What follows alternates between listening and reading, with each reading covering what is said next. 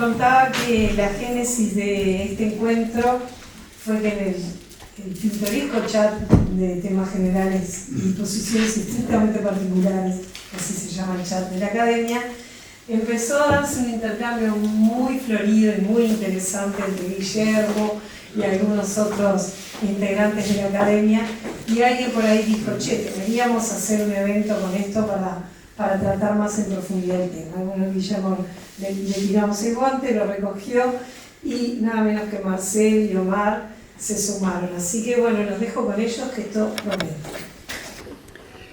Bueno, muchísimas gracias, María Dolores. Saludos a todos y gracias por dedicar su tiempo en una tarde como la de hoy en particular. Este es un tema aburridísimo, bastante complejo, el del antidumping, pero creo que merece la pena que le dediquemos un tiempito entre nosotros. Es más, yo por lo menos me apasiono con estos temas y creo que daría para varias charlas. Lo hemos hablado, me han disciplinado mis aburridísimo por varias veces. Aburridísimo. ¿Dónde va a grabar el...? Hola. Ahora sí. ¿Esto sirve para algo también? Ok, perfecto. Sí. Porque en algún momento me voy a sentar y no hay mucha diferencia, pero me voy a sentar y quiero que se escuche también. Dado que la tarde es gris y fría, y muchos de ustedes quizás adopten la política del velorio, es decir, ir, saludar e irse, voy a empezar... Acabo de trancar la puerta. No, algo mejor, que es contarles el final. Todo lo que voy a tratar de hacer es argumentar mi hipótesis, que no es nada novedosa, que este instrumento bastante oscuro, yo fui 5 años presidente de las negociaciones de reglas, de antidumping, medidas compensatorias, después por subsidios y salvaguardias en la OMC, los llamados instrumentos de defensa comercial ante la competencia desleal, en fin, son todas categorías que después podemos discutirlas. Pero estoy absolutamente convencido de que este es un instrumento bastante oscuro, perdón, porque acá tenemos al maestro, bastante oscuro, el de antidumping, que claramente su permanencia en el Mercosur, particularmente en el Mercosur, lo que hace es incentivar una economía política perversa en el uso del mismo, que lo único que hace a su vez es fragmentar y conservar, respondiendo a la pregunta, presidente, es confirmar la fragmentación del mercado que tenemos en el Mercosur, en lugar de incentivar la integración regional. ¿Por qué? Y esto es lo que voy a tratar de explicar. Porque cuando el Mercosur realmente funciona, aparecen instrumentos, aparecen reacciones, para lo cual este instrumento ha servido, y muy notoriamente en este importante caso, para consolidar esa fragmentación y realmente no apoyar la integración regional. Y consecuentemente, y aquí termino mi presentación del final, creo que Uruguay tiene que seguir hasta la OMC con este caso. No por nada actitud beligerante o antibrasileña, ni mucho menos, por lo menos lejos de mi intención, sino porque creo profundamente que eso le haría mucho bien, ciertamente al Uruguay, ciertamente a Argentina también, y sobre todo al Brasil y al Mercosur. Tenemos que seguir, tenemos que acompañar a la OMC. Pero vamos a empezar donde tenemos que empezar, que es, yo voy a ir hablando con una ternera, una vaca que tengo, una vaca amiga, que en realidad yo no le hago preguntas a ella me los hace a mí, entonces yo le trato de responder. Se llama Alexia. Entonces Alexia nos pregunta, Guillermo, ¿dónde estamos parados? Porque toda la discusión, como bien decía nuestro presidente, comenzó porque no sabíamos muy bien dónde estamos parados, me parece. Y desde mi punto de vista, tenemos que acordarnos de, antes que nada, una cosa, que es el dumping. Y no quiero entrar en una clase ni nada por el estilo, porque prácticamente todos lo sabemos. El dumping, antes que nada, no está prohibido ni por la OMC, ni por las normas de Brasil, ni las nuestras tampoco. Se penaliza el dumping, esto es, la venta a un precio de exportación por debajo del valor normal, cuando, y solo cuando, ha causado daño, se ha comprobado el daño y se ha comprobado el vínculo causal.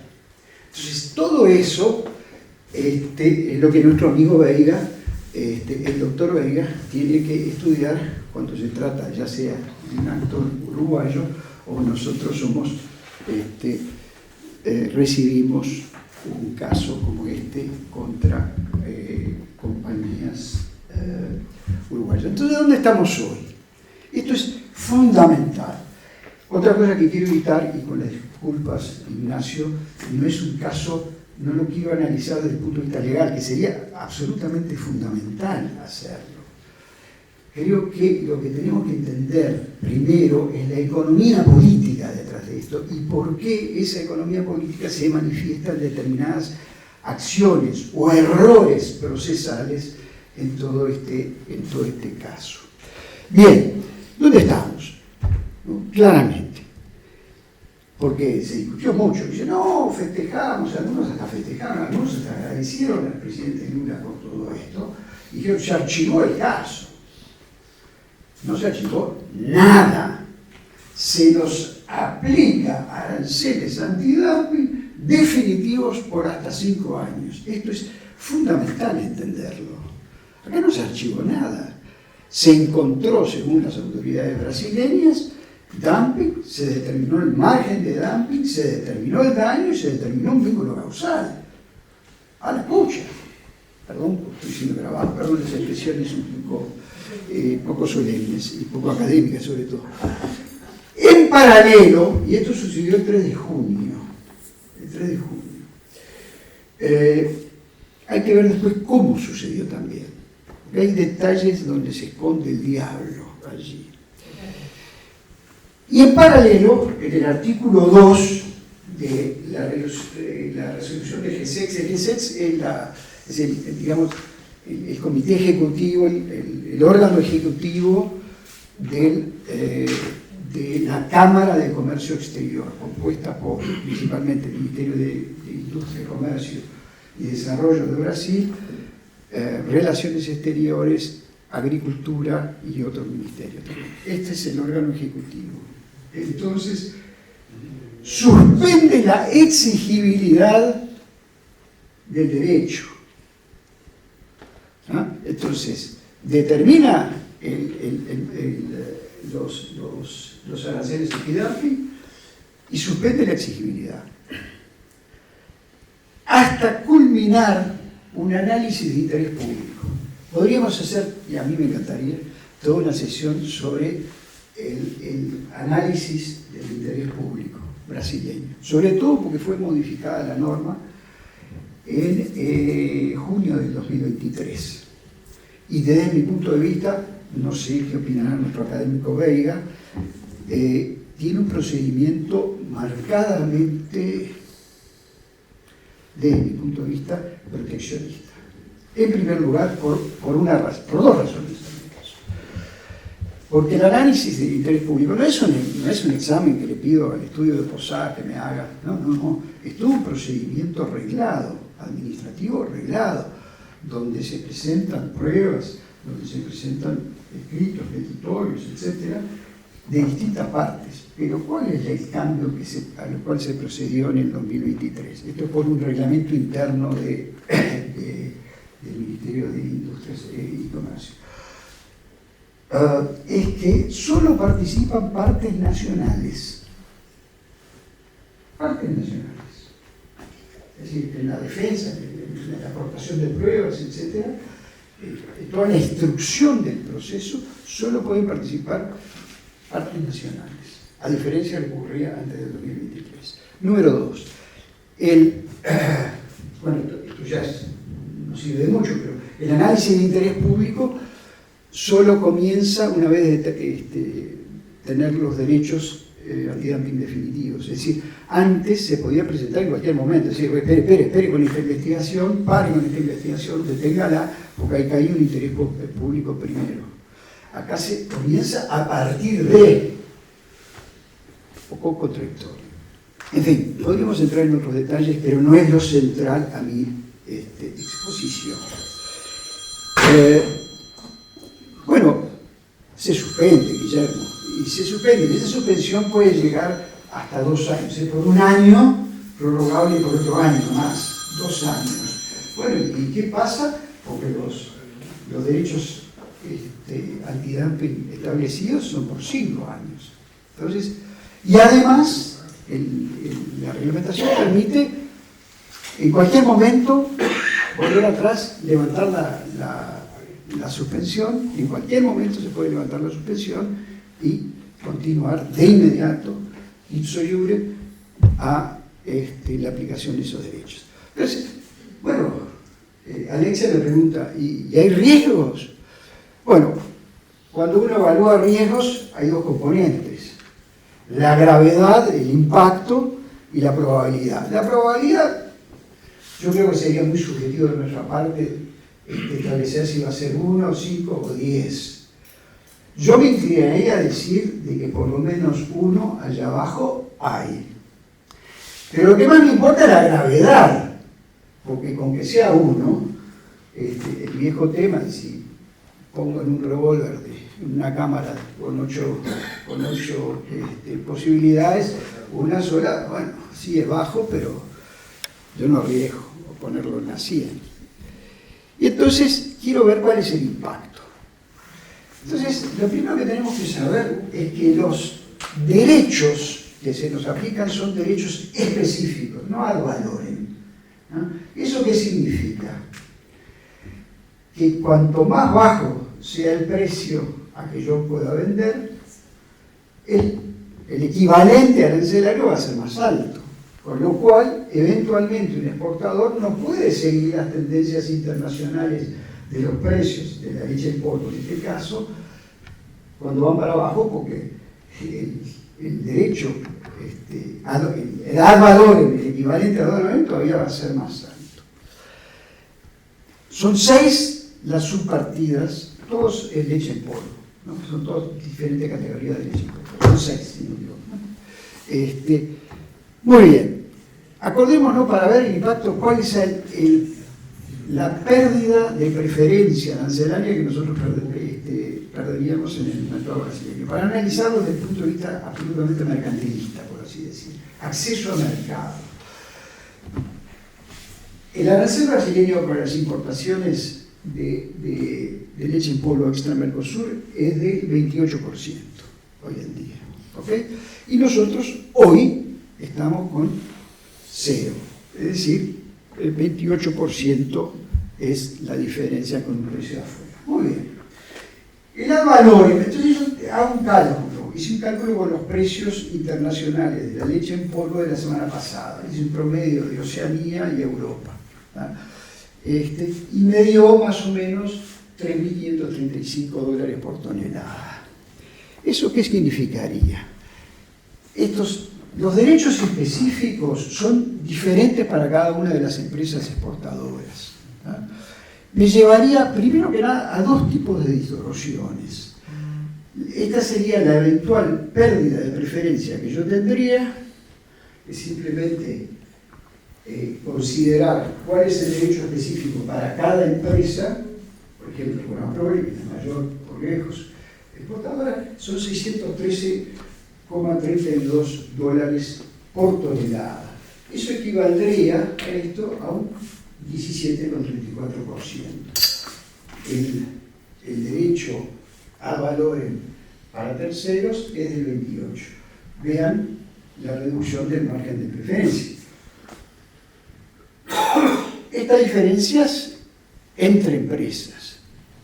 Hay una distorsión adicional interesante, está esa del LAU, que se consideró después de la investigación de que no hacía dumping, entonces un derecho específico 0.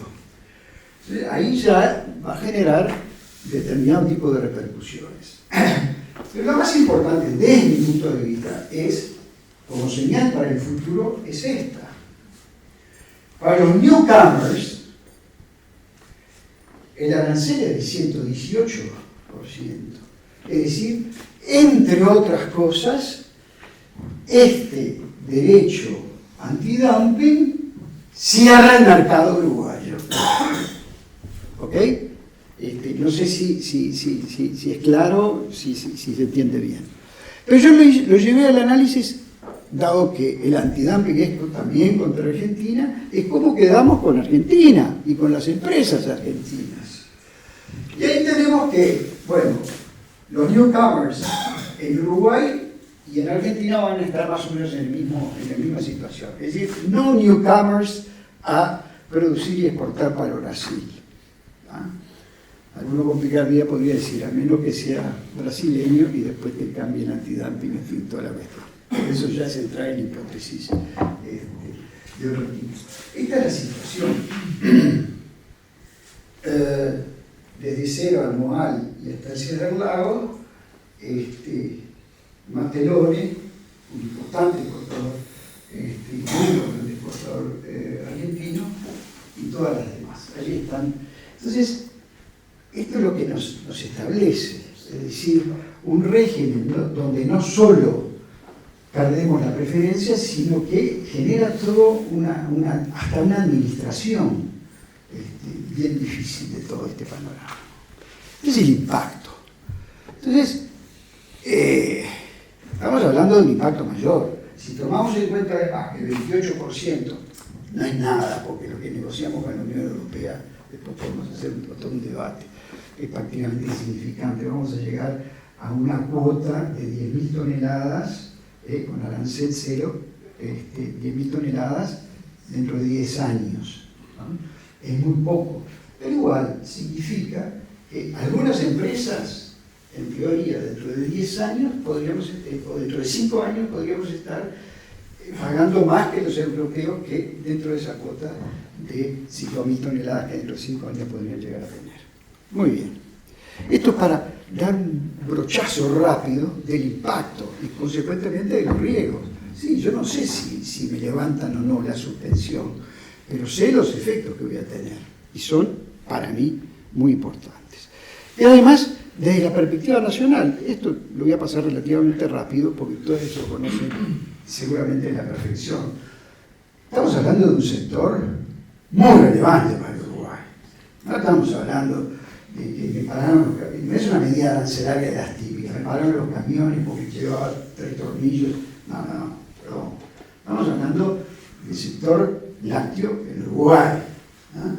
Que desde 1900, estas son cifras, digamos, que traté de conseguir una serie bastante larga, para mostrar todo lo que significó con sus altibajos, pero en promedio, el mercado brasileño significó el 38% de nuestras exportaciones de lácteos. ¿Ah? Entonces, estamos hablando de un producto muy importante, en el cual Brasil es muy importante para los lácteos, y los lácteos son muy importantes también para nuestra corriente con Brasil, ¿no? Porque llegaron, partiendo prácticamente de cero, hasta en el 2023-2024, debe andar ahora en el 9% más o menos de nuestro comercio con Brasil. Es el segundo producto de exportación a Brasil, luego de automóviles. Tamaño debido de comercio, pero eso lo dejamos de lado.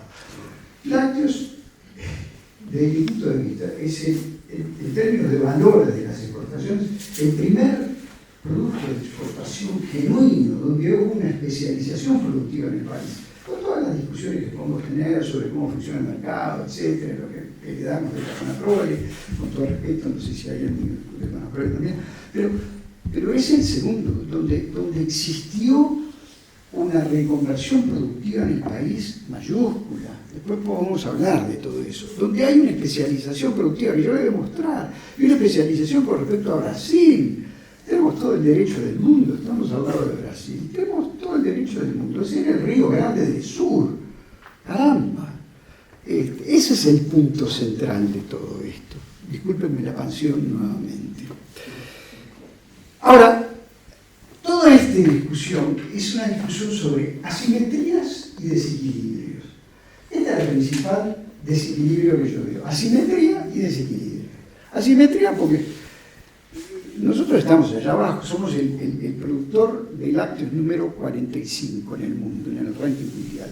Brasil es un tamaño productor, no es algo pequeño Brasil, es el cuarto productor mundial de lácteos, ¿no? Que se ofende por los lácteos del 43, que le puede cambiar el mercado, en fin, ahí está toda la racionalidad. Pero lo que yo quiero marcar acá es la importancia de Brasil en el mundo de los lácteos. Número 2, pero este es el contraste y este es el desequilibrio, entre comillas, que es explicable. Es el tercer mayor importador neto de leche en polvo, después de China y Argelia.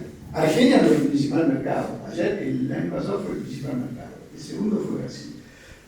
China no le podemos exportar porque tiene Nueva Zelanda al lado y además tiene un acuerdo de libre comercio. Entonces, ¿a quién podemos exportarle? A Argelia le exportamos. ¿Y a quién le podemos exportar? ¿A quién le debemos exportar? A Brasil. Pero parece que no podemos exportarle más allá, porque todo esto está apuntando a restricciones voluntarias en las exportaciones. Las famosas REF, ¿no? Que están permitidas, pero que no tienen ninguna razón de ser a 30 años de establecido un Mercosur. ¿No? Pero este es el principal problema de Brasil. Este es el principal problema de Brasil. Y por eso tenemos que ayudarlos a los brasileños y llevar el caso de la OMC.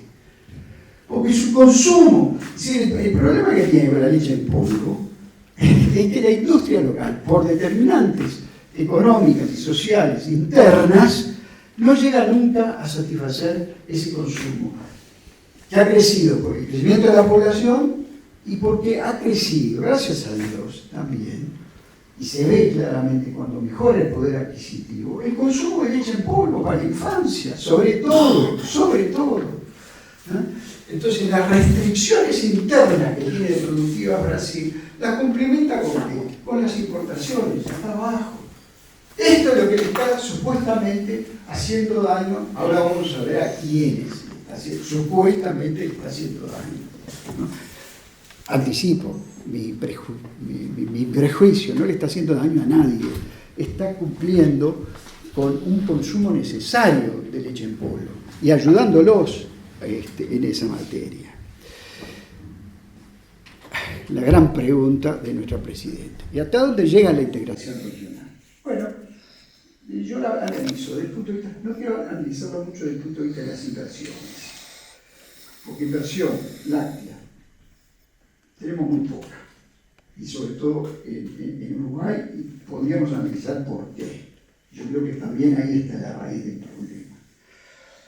Pero en términos de preferencia nuestra en el mercado brasileño, es decir, la preferencia tarifaria que nosotros tenemos en el mercado brasileño, no viene del Mercosur de 1991, Ignacio, cuando nosotros negociamos las cosas que negociábamos. Viene bastante más atrás, de 1975, como el Pocho nos lo recordaba en su libro, y voy a hacer un poco de propaganda, después te cobro con un café, el Pocho de un excelente libro donde me recordaba el PEC, ¿no?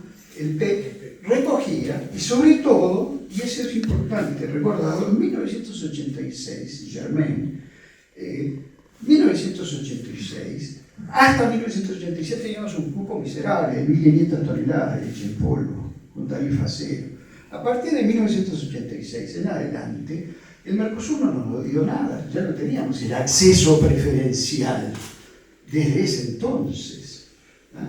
Entonces, ¿y qué decían? Es fascinante esto desde el punto de vista inclusive legal, o jurídico, mejor dicho, los atentos en los considerandos de los acuerdos del PEC y el protocolo 17, creo que fue ese, del PEC, dice: a los efectos de llegar a la complementación productiva y una mejor distribución de los factores de producción, hacemos todo esto y liberamos el comercio. ¿Cómo lo liberamos? Y entonces ahora, en el 2026, empezamos con una investigación que desdice el Mercosur, pero desdice también lo que procurábamos desde hace bastante tiempo. Nuevamente, mi pasión, mi traición. CCB, ¿qué quiere decir esto? Porque después lo vamos a recordar más adelante. CCB, Comité de Comercio Bilateral, fue creado, yo creo que fue bien creado en el 2013, porque yo por lo menos critico mucho determinadas etapas de la historia del país y la gobernanza del país, pero eso fue bien pensado, muy bien pensado, porque en el marco del Mercosur tratamos de preservar un elemento de bilateralidad, que nos sirve de poco por la simetría que tenemos, pero es un ámbito donde estas cosas debían haber sido planteadas. Yo habría convocado con insistencia al CCB para decirle, no es lo mismo aplicarle este antidumping a Argentina que a Uruguay. A Uruguay le está tocando el corazón, entre otras cosas. Entonces, el CCB hay que acordarse también. Sigo. Sí, la respuesta es sí, tenemos una cierta integración, presidente. ¿Por qué? Nosotros exportábamos básicamente bienes de consumo, leche fluida, leche UHT, directamente al consumidor. Y seguimos exportando. Pero esto es en toneladas, es decir, no tenemos la distorsión de precios, ¿ok? Seguimos exportando esa leche. Pero lo que más exportamos son bienes industriales, es decir, bienes intermedios para la industria. Uruguay no es un exportador, Uruguay es un abastecedor industrial de Brasil. Eso es lo que tenemos que defender. Esta es la gráfica que demuestra. Y esto es lo que le está haciendo bien al Brasil, y bien al consumidor, y bien a las industrias. Lo que pasa, y ahora lo voy a mostrar, es que esas industrias brasileras que necesitan estos bienes intermedios y que necesitan leche en polvo, no tienen la representatividad política, o por algunos motivos no la quieren ejercer. Y ahora vamos a ir entrando en ese tema. No sé si estoy demasiado aburrido, demasiado largo o demasiado pesado. Y bueno, pero no solo, digamos, esto podría ser una desviación de comercio, ¿verdad? Pero esto es lo que muestra que es, ¿no? El 100% de las importaciones brasileñas de leche en polvo, como de alguna manera el Mercosur, es decir, Argentina, Uruguay y Paraguay, han ido sustituyendo a los otros exportadores a Brasil. ¿Entendido? Es decir, a medida que avanzaba el proceso integrador, es natural, nosotros teníamos una preferencia sobre el 28 o más, como tuvo Brasil, de arancel. Entonces, la integración fue, desde mi punto de vista, presidente, sí, ha funcionado. Bienes intermedios en lugar de bienes de consumo, crecimiento de comercio, generación de comercio, y tercero, de alguna manera, sí, eso es lo que tienen los PDC. Hay un desvío de comercio hacia nuestra región, pero es un desvío de comercio más que legitimado, sobre todo por la competitividad del producto nacional. ¿No? Atención, Paraguay, que no fue objeto de investigación. Puede ser, porque los volúmenes son pequeños, pero no fue objeto de investigación. Entonces ahí tenemos otro elemento a tener en cuenta, por lo menos, ¿no? Yo me pregunto cuánto de esto es, cuánto de esto puede ser verde-amarelo, ¿verdad? Ustedes saben de lo que hablo.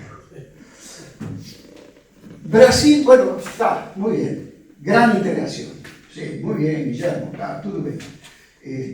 Somos exitosos en la integración en materia de integración a las cadenas productivas de lácteos del mayor socio del Mercosur.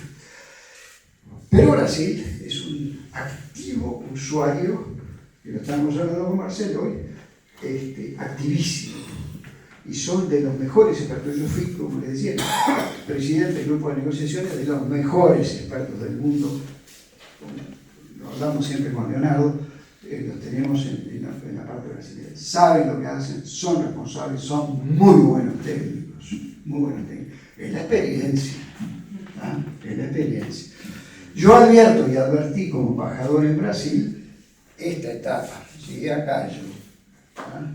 Y además mi amigo, que lo recuerdo, quiero recordar particularmente, Lucas Ferraz, secretario de Comercio Exterior, siempre me decía: Guillermo, acá vamos a hacer un manejo muy prudente de las investigaciones en Irán. Y él ha publicado bastante sobre esta materia. Bueno, por eso lo llamo, no es por mi nombre, pero el Valle Liberal. Acá hay otro Valle Liberal. Bien, pero no es el único Brasil. Estas son las investigaciones antidumping dentro del Mercosur. Es decir, cuando nos quejamos, hagamos mea culpa también, en lo que pueda corresponder. Fíjense que tenemos un total de 98, les digo, 98 investigaciones antidumping en el Mercosur desde 1995 hasta ahora. Apertura de investigaciones, no quiere decir que hayan culminado con medidas. Apertura de investigaciones. De Argentina contra Brasil, 68. Contra el Grande, bueno, en fin. Y 13 de Brasil contra Argentina. Algunos de esos casos llegaron a la OMC, para que no tengamos tanto miedo. Nadie rompió relaciones. Si tenemos un sistema de solución de diferencias, y además si nos cortamos las venas por la defensa del sistema multilateral, bueno, usémoslo, caramba. Es decir, ¿desde cuándo que no tenemos un caso en los tribunales del Mercosur? ¿Desde cuándo? Hace décadas, no los usamos. Es decir, creemos los uruguayos en particular, creemos mucho en el derecho, pero no lo usamos. No, porque pelearnos, no es pelearse, no es llevarse mal, se lo puedo decir como diplomático, no hay cosa más justa, más conocida, que entre aliados, amigos, llevar los casos a donde se puede defender, porque si no se apela a otro tipo de medidas. Ahí vienen las contramedidas, las barreras, otro tipo de barreras no arancelarias, etc. Argentina llevó a Brasil por un caso de antidumping sobre resinas, y Brasil y Argentina por un antidumping en los pollos. ¿Verdad? Es decir, esto es muy habitual y también es habitual, por lo menos hay dos casos, digamos, los dos grandes del Mercosur se han enfrentado en la OMC por otros, por casos de antidumping, dos. Muy bien, y ahí vamos ya rápidamente llegando a medidas de defensa comercial dentro del Mercosur, contra la leche en polvo. Porque tenemos un antecedente, que lo conocemos muy bien con Leonardo, pero hay uno que se olvida, que suele olvidarse, y creo que esta te la hagan el pack, Pocho, porque no está en tu libro, por lo menos. En 1991, 248 toneladas importaba de leche en polvo de Brasil, apenas, y pasa de un año a otro a 3.080 toneladas. Es un salto grande. Y eso es el disparador, el botón rojo para cualquier reflejo proteccionista.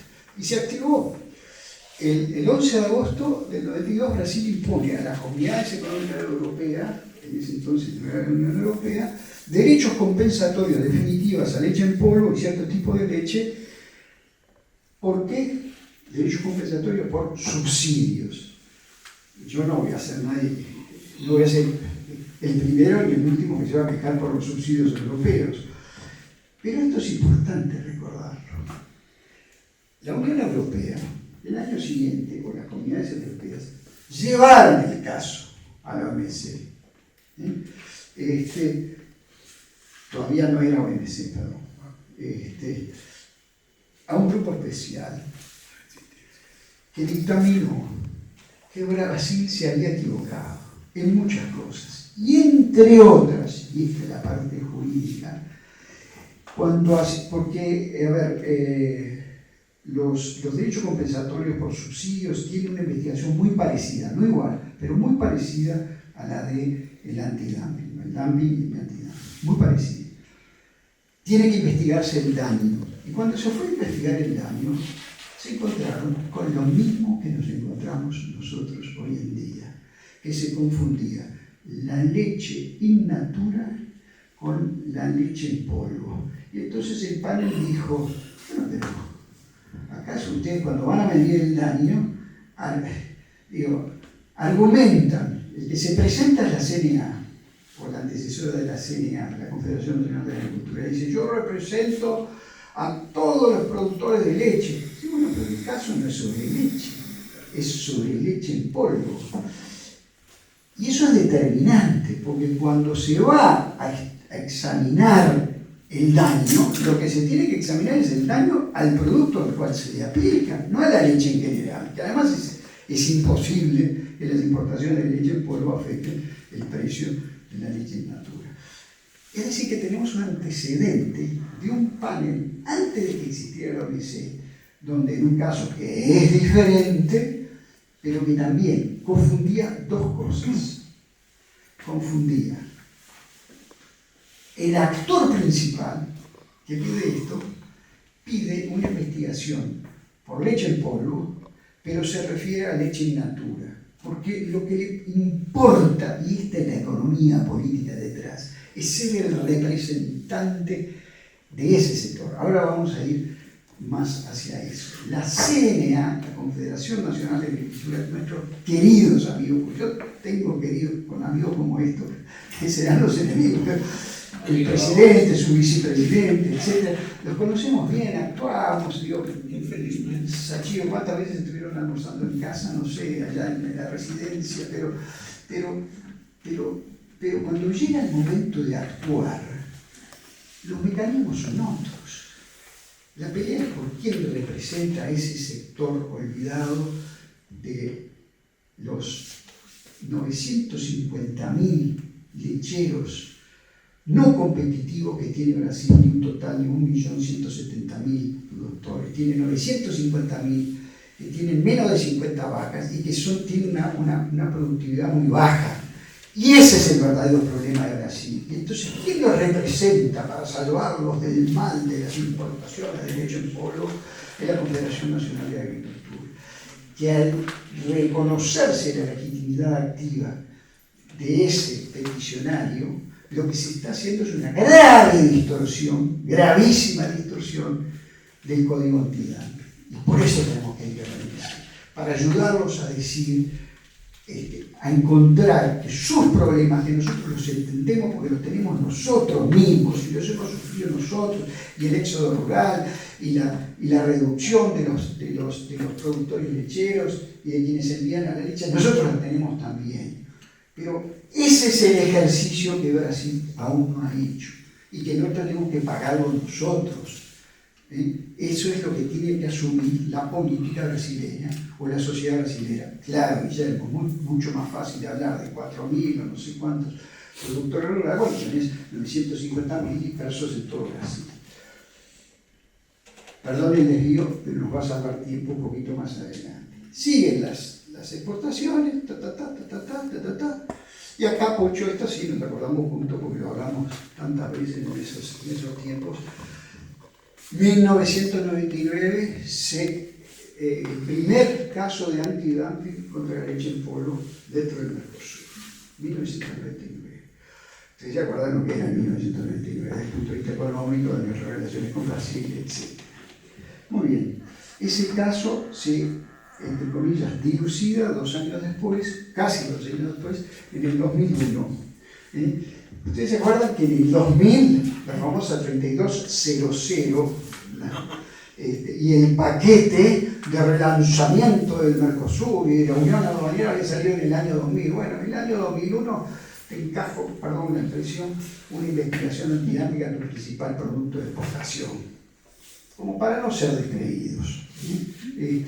A ver si entendemos como la mecánica de todo esto. Entonces se determina derechos antidumping, ahí sí ad valorem, y aquí está la diferencia, ahí por lo menos fueron ad valorem. Hoy son específicos con esta gravedad que yo marcaba. Y no había discriminación, 16,9 para Uruguay y punto. Y no se acuerdo hasta el día de hoy, y esto de alguna forma es un sorcismo que estoy haciendo. Creo que no estábamos juntos, Pocho, cuando despedimos a 3 ministros de Estado que se fueron a Brasil, y lo voy a nombrar, ministro de Relaciones Exteriores, y yo partí convencido de que tenía que hacer lo que tenía que hacer.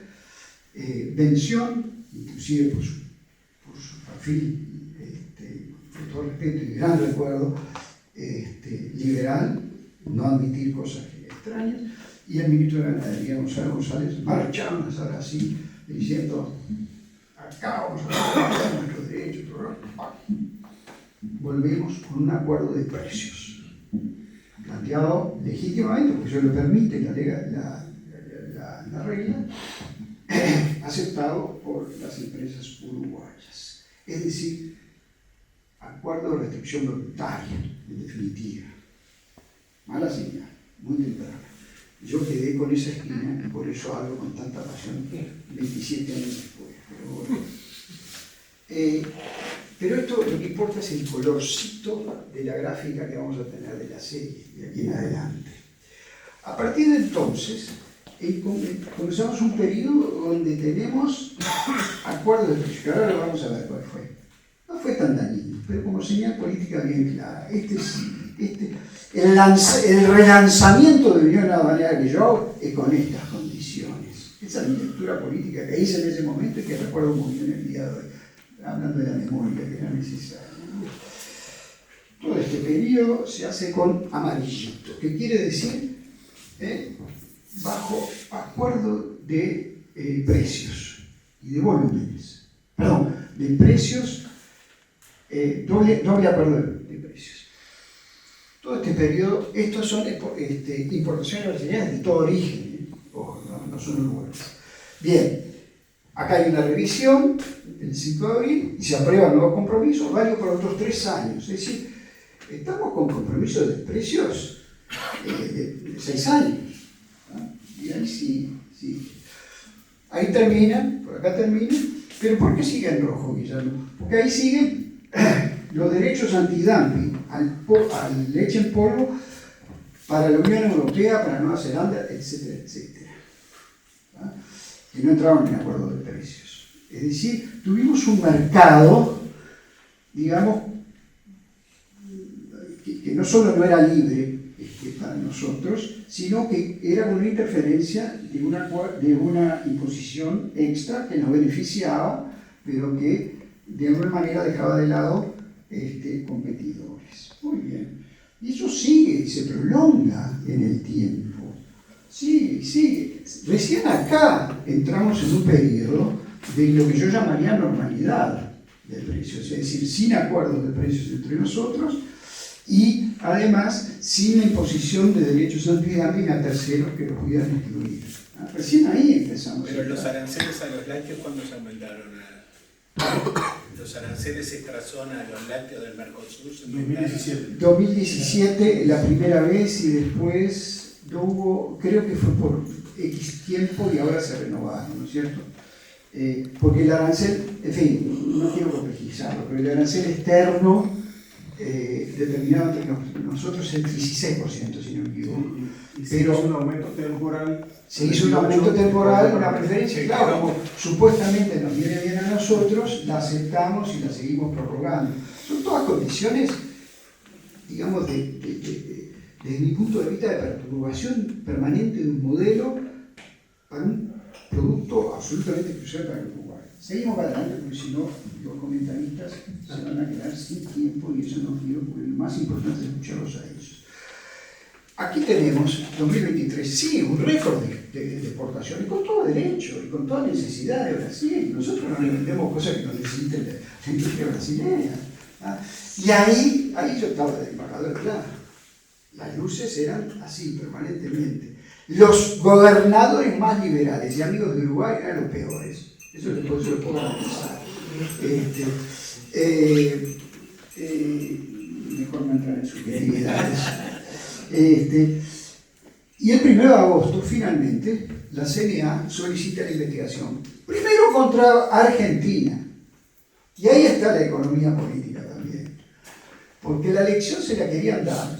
Es decir, tenían que hacerse eco de los productores, y ahora lo vamos a ver, de la caída de los precios internos al productor. En Brasil, que estaba muy sensibilizado por eso, muy sensibilizado por el aumento de los costos, había habido una sequía, el maíz salía más caro, consecuentemente los insumos para los pequeños agricultores aumentaban y bajaban su renta. Hagan algo, paren, como siempre, en todas partes del mundo, esto no es brasileño.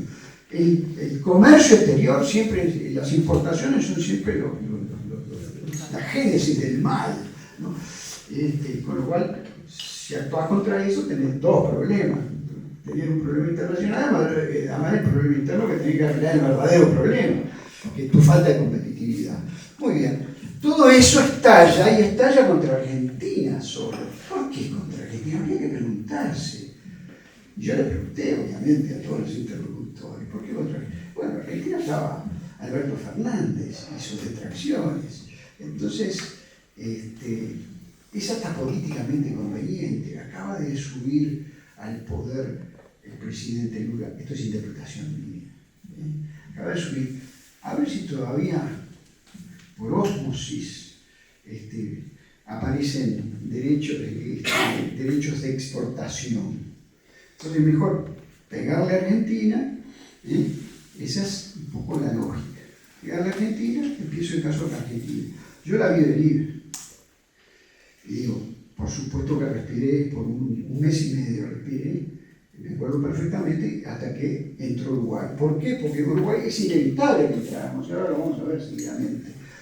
¿Por qué? Porque Uruguay exportaba los mismos volúmenes o más, leche en polvo entera, sobre todo más, y luego era un poquito más que Argentina. Entonces, ¿cómo le pueden hacer una investigación, lo que se llama examen de no atribución?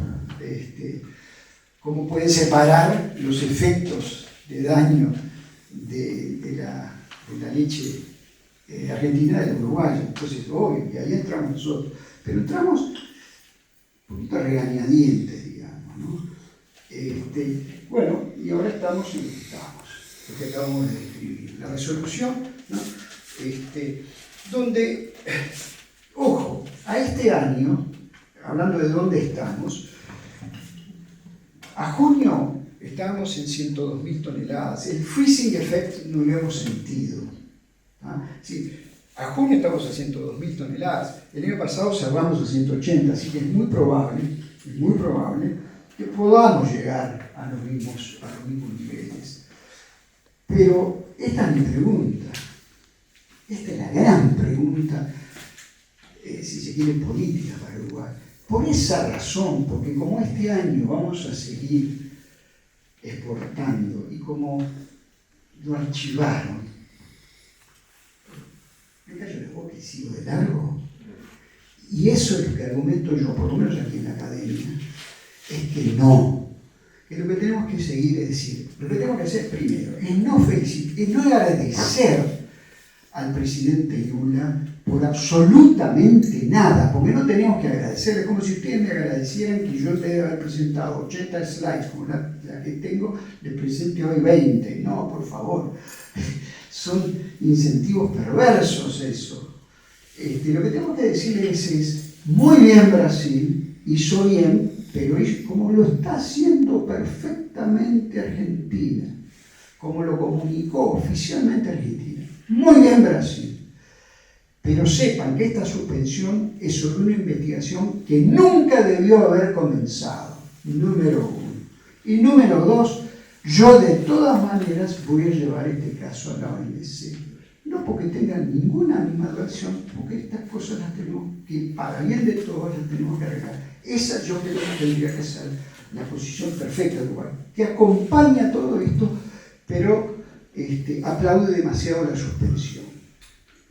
Muy bien. El acuerdo de precios, simplemente, rápidamente. El acuerdo de precios en 2001 y en el 2005 fue el precio mínimo de exportación de leche en polvo entera y denatada, no fraccionada. No fraccionada, eso demuestra que va para la industria. No es los sachets, los bolsitas chiquitas para el consumidor. El original sería igual al precio mínimo de la leche en polvo entera o denatada, según sea el caso, para... el precio mínimo será igual según el caso, para Europa Occidental y Oriental, publicado en el DMN, del Departamento de Agricultura de los Estados Unidos, y no menos de $1.900. Había margen. ¿Por qué? Porque normalmente Uruguay está por encima de esos precios. Creo que los tengo por acá. Muy bien. Bueno, pero ¿qué sucedió realmente en la investigación? Esto, lo que yo les decía. Estas son las importaciones brasileñas y este es la proporción uruguaya. Obviamente que no nos podían dejar afuera de la investigación, es obvio, ¿no? Sí, no se le puede pedir al investigador decir, investigar solo Argentina. De todas maneras, yo me pregunto si el caso de Paraguay no es razonable que se comience a tomar en cuenta. Pero ¿qué es lo que sucedió en el periodo de investigación? Desde el 1 de enero del 2023 hasta el 31 de diciembre del 2023, miren los precios internacionales de leche entera en polvo, que es lo que más se exporta a Uruguay.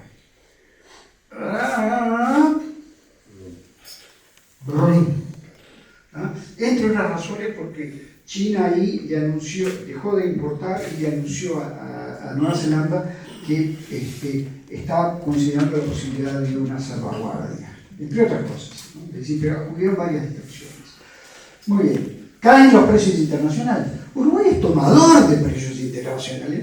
Uruguay no es price fixer, no es un depredador, no tiene capacidad, ojalá tuviéramos capacidad de depredación, de tener precios predatorios. Nosotros seguimos, no tuve el tiempo de hacer una correlación durante años entre los precios internacionales promedio y los uruguayos, pero nosotros seguimos esa tendencia, es obvio, somos tomadores de precios, ¿no?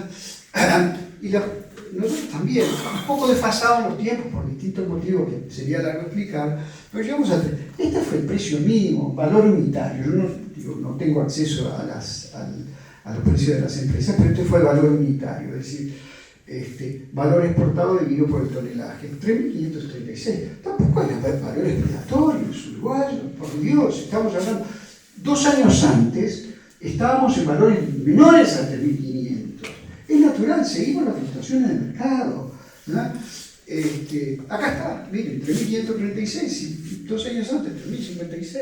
Es decir, no estábamos en una serie más larga, en algo inusitado. Y sobre todo después, yo esto para no alargarlo no voy a extender, pero esto sí, y de inmediato recuperamos los precios, la tendencia, porque seguimos la tendencia de los precios internacionales. Subimos de 3.536 rápidamente a 3.700. Entonces, ¿de qué estamos hablando? Esta es la demostración más clara de todas. Yo acá calculé valores unitarios, ¿no? Mes a mes. Y siempre tuvimos, salvo acá,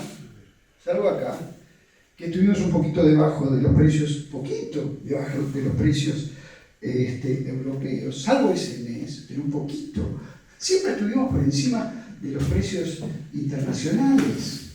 Es decir, que cumplimos el viejo acuerdo que teníamos, de alguna manera. Es evidente. Y además, y esto está en el código antidumping, que uno también puede tener en cuenta los valores de exportación a terceros mercados, para otros objetos, ya sabemos, pero esto es evidente. Los valores unitarios que tuvimos para Brasil son mayores que los que tuvimos a China y a Argelia. Entonces, ¿qué quiere decir? Que nosotros estuvimos haciéndole dumping también a China y a Argelia. Es ridículo. Como es ridículo también que en el 2001 y 2002 se haya hecho una investigación antidumping a todos los exportadores a Brasil. Es obvio la intención proteccionista, no es a 1 o 2 compañías como naturalmente se hace. Cuando todos están decididos a hacerle dumping a Brasil, hay algo medio extraño, ¿no? Bien. ¿Cuál fue? Este es el problema político. Los precios reales a la leche recibidos por el productor, de los principales productores, Minas Gerais, Paraná y Río Grande do Sur, cayeron de golpe. Cayeron por otros motivos.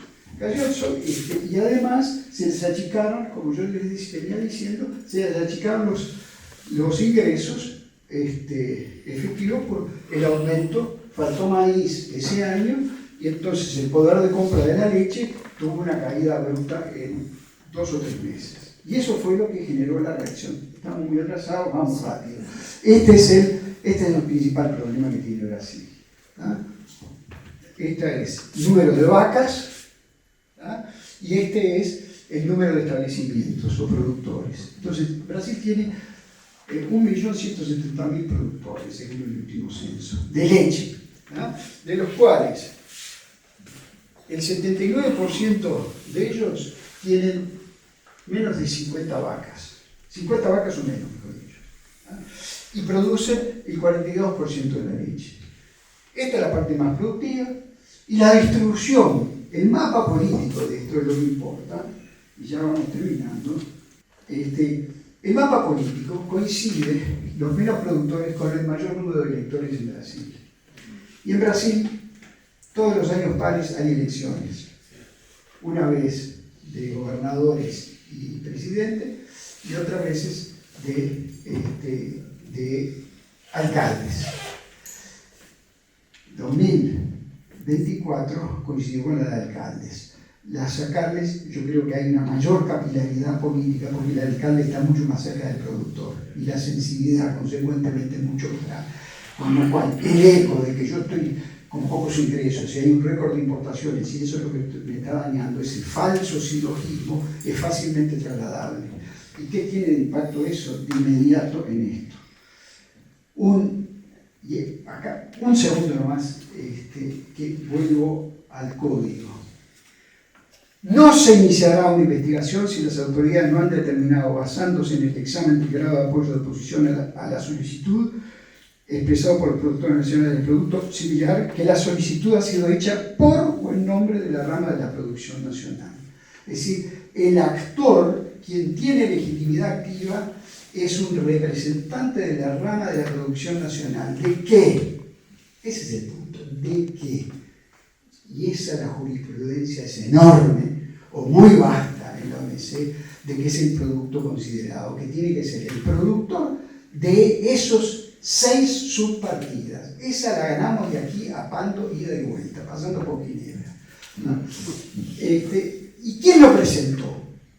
No lo presentó, y ahora lo voy a mostrar, no lo presentó Viva Lácteos, que es el sindicato de las empresas que reúne el 70% de la industria láctea. La presentó la gremial patronal, la CNA, el equivalente, podríamos de alguna manera decirlo, para decirlo en términos muy burdos, la Asociación Rural del Uruguay, que representa políticamente al todo.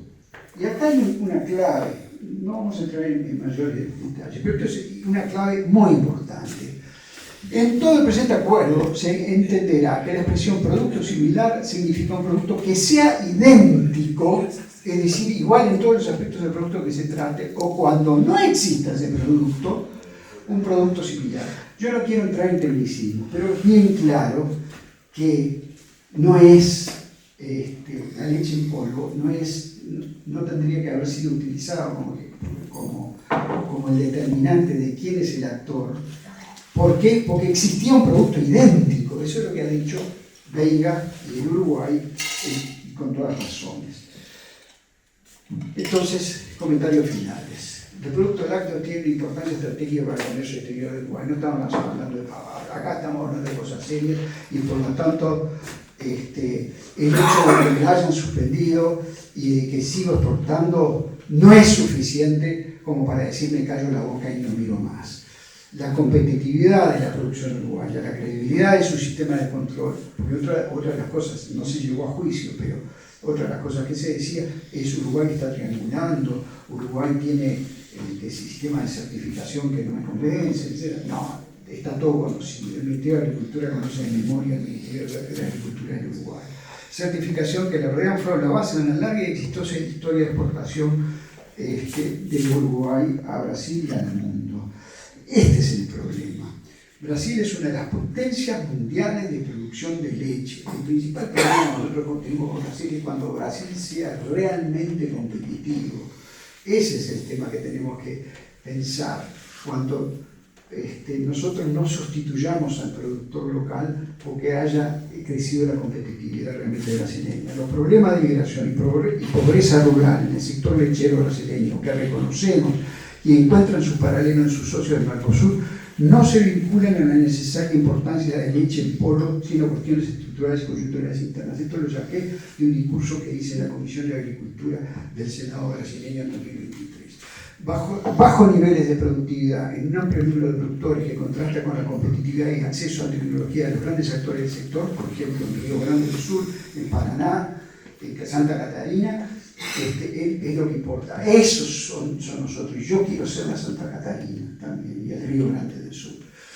Caída coyuntural de la rentabilidad del productor por incrementos en los insumos y baja circulación de consumo durante la reciente fase de inflación y baja concomitante de los precios internacionales por retracción de la demanda. Esos fueron los determinantes. Gracias por todo.